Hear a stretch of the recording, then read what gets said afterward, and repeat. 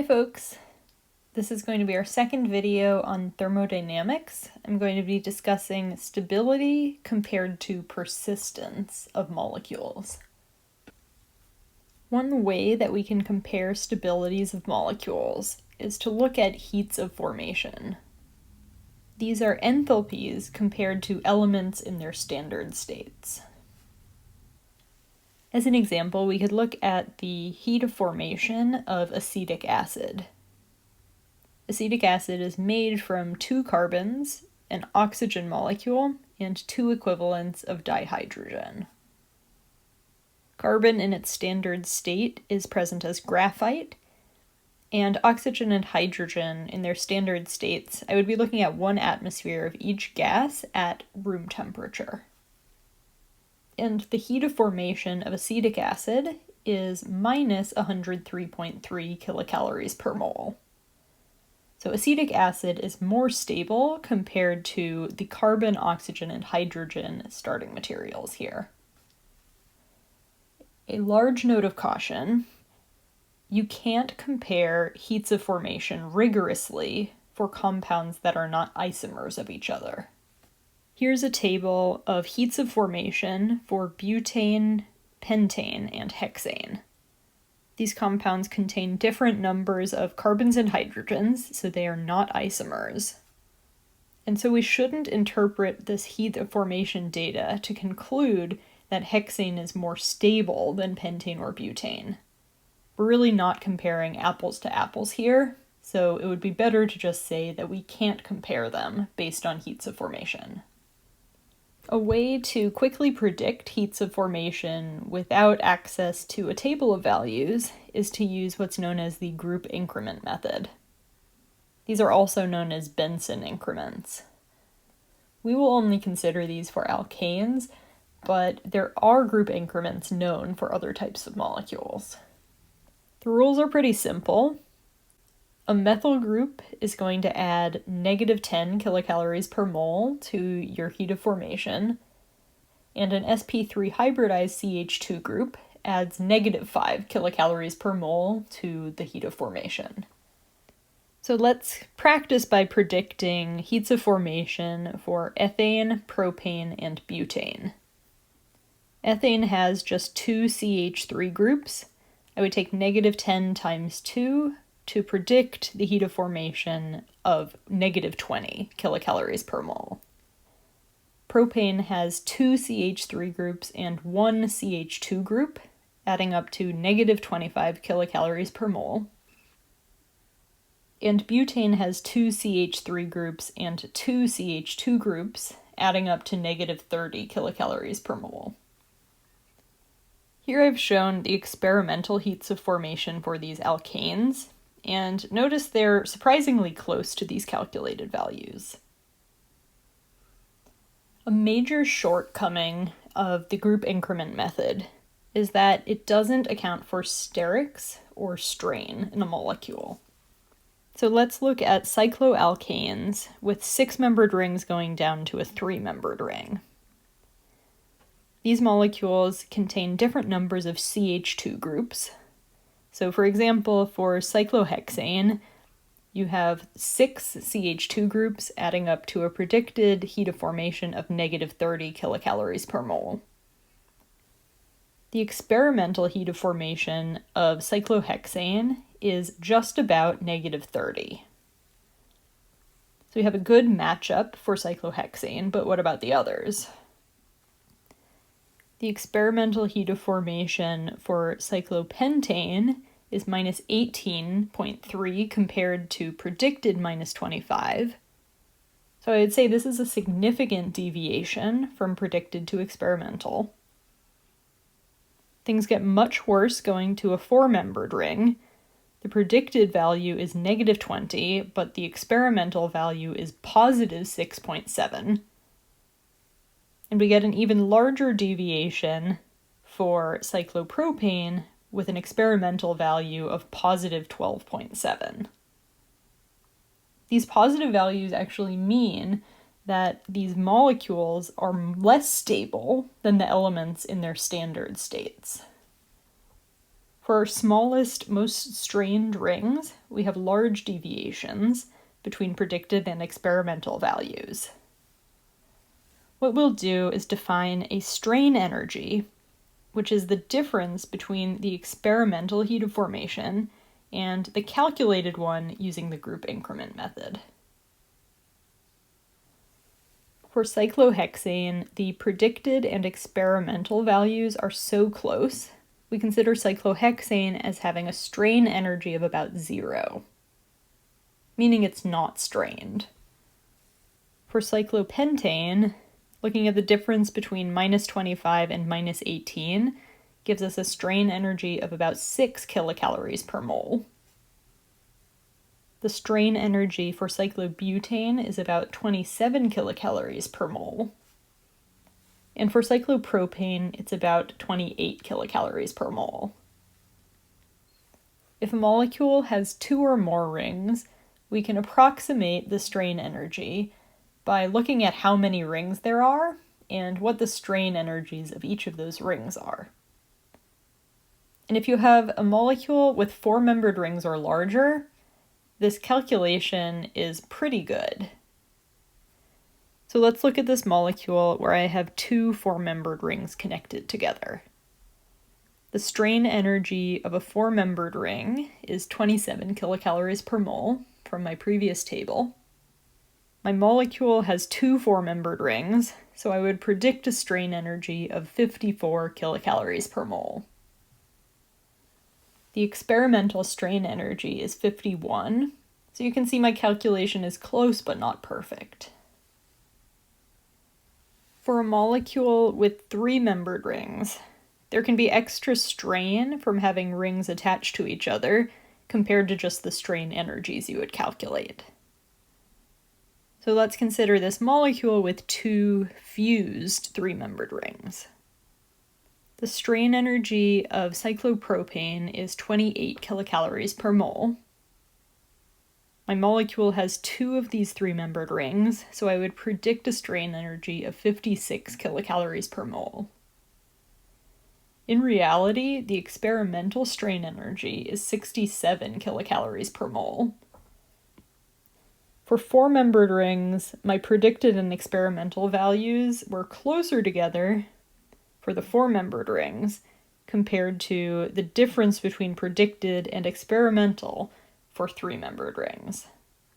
This will often be the case. I want to talk about the differences between stability and a new term I will call persistence. Stability gets at what is a molecule's energy, typically it's Gibbs free energy, compared to a reference compound. Stability is always going to be a thermodynamic property of a molecule. In contrast, we will use the term persistence to describe a molecule's lifetime. If you have a reactive molecule, you could wonder how long it would last in solution, or the gas phase. Persistence is going to be a kinetic property that is dictated by how large the barriers are to reaction for that molecule. And the higher the activation barriers, the more persistent a molecule is. Sometimes a molecule will be both stable and persistent, or a molecule could be unstable and short-lived, but it's not necessarily the case that an unstable molecule will be short-lived. As an example, this is a real molecule known as tetrahedrane. The experimental strain energy is 140 kilocalories per mole, much larger than the values we saw for something like cyclopropane by itself. Even though tetrahedrane is incredibly strained, it is stable at room temperature. We describe this molecule as unstable, yet persistent. To look at radical stabilities, we will consider bond dissociation energies. We're going to try to gain information about how stable a radical A or B is by looking at how much energy does it take to homolytically cleave an AB bond. And this heat of reaction is our bond dissociation energy. We'll consider bond dissociation energies for simple alkanes, and think about the homolytic cleavage of a carbon-hydrogen bond. Here's a table of bond dissociation energies for some CH bonds in alkanes. Notice that going down this list, it takes less energy to break the CH bond. How we interpret this gives us the radical stabilities that we saw in Chem 230 or 331. Our most stable radical is a tertiary radical, and we conclude that this is most stable because it took the least energy to break the CH bond. Next most stable is a secondary radical, followed by a primary one, followed by the methyl radical. Let's consider energy diagrams for these different processes, breaking a CH bond of methane compared to breaking the central CH bond of a tert-butyl group.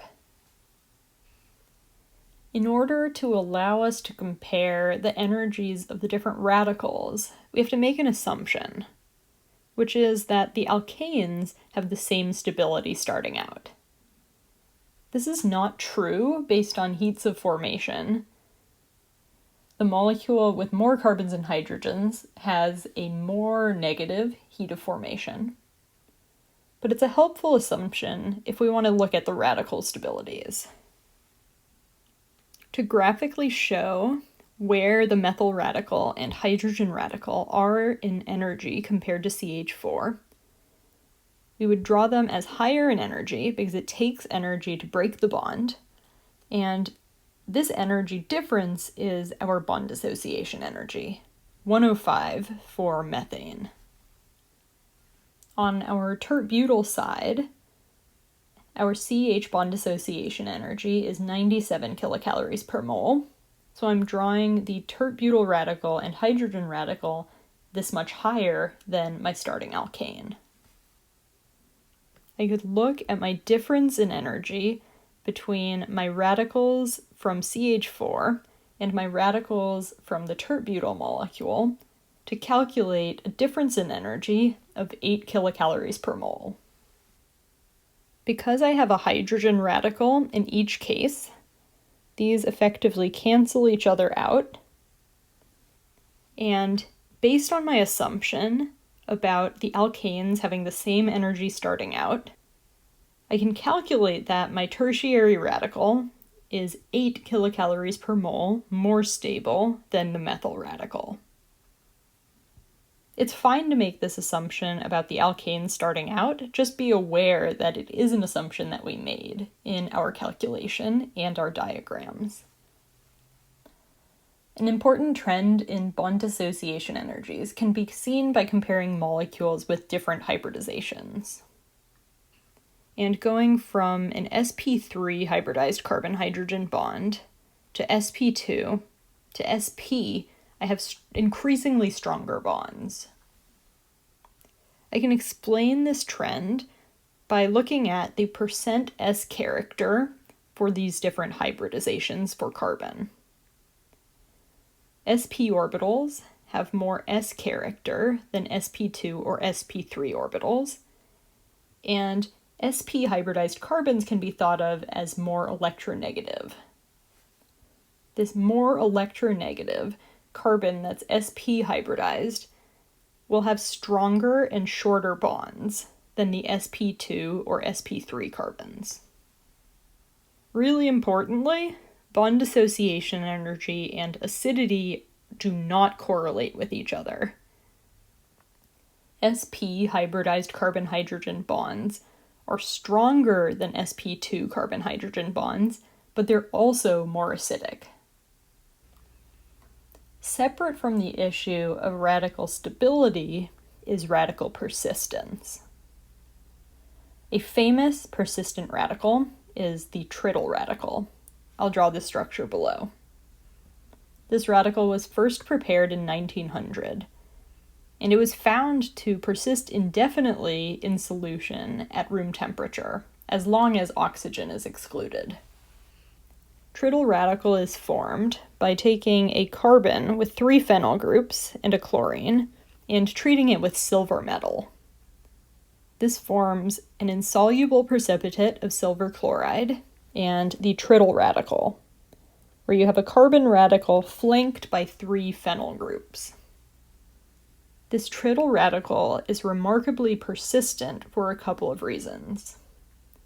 It is stabilized by resonance, but it also has sterics on its side.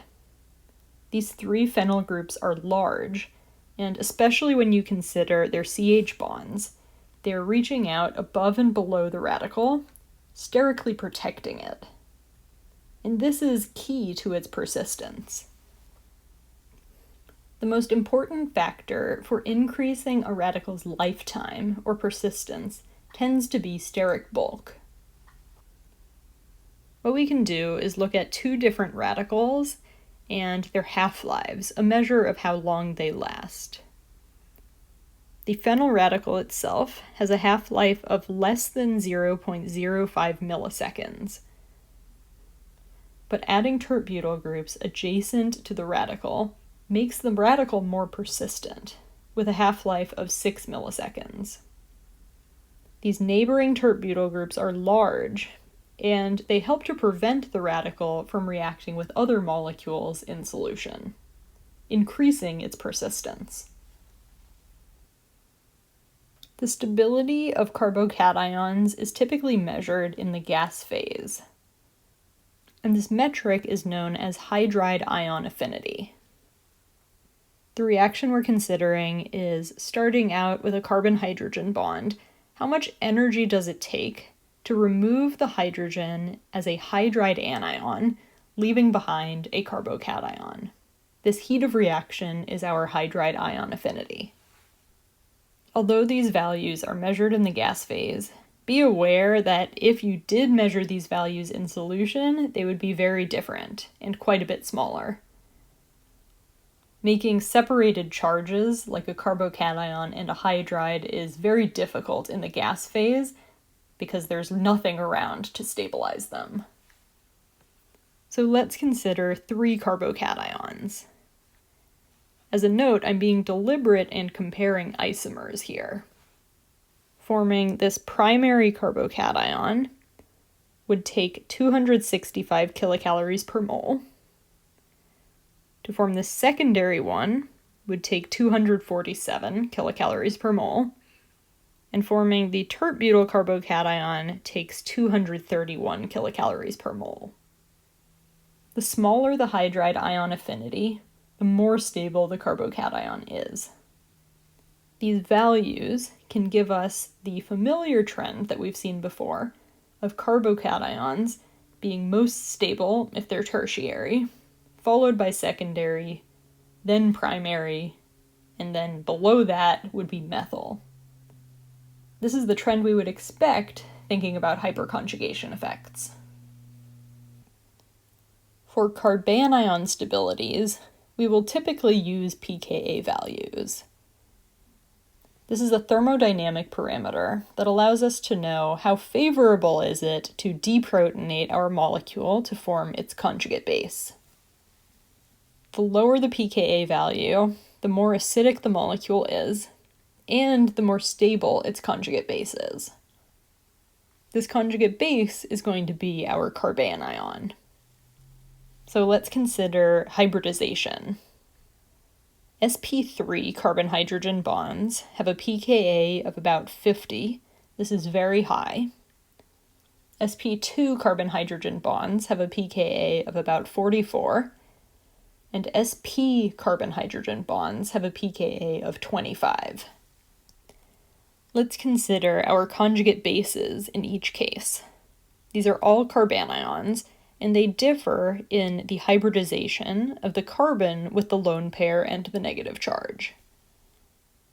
The deprotonated alkyne has its lone pair in an sp hybrid orbital. The sp hybridized carbon is the most electronegative, and its lone pair in an sp orbital is held most tightly to the nucleus.